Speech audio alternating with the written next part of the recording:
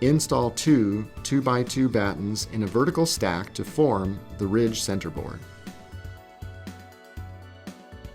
For continuous ridge vents, a slot is cut in the sheathing along either side of the ridge.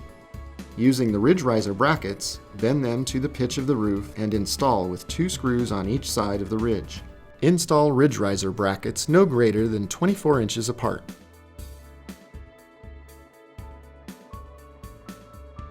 Fit a 2x2 batten into the top of the ridge riser brackets and fasten.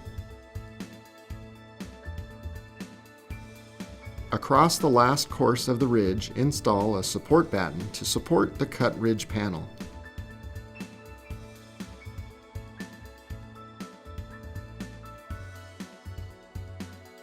The ridge battens using the ridge riser brackets are now installed.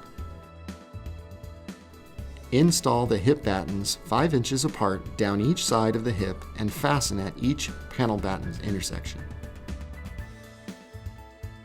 The batten portion of the install is now complete.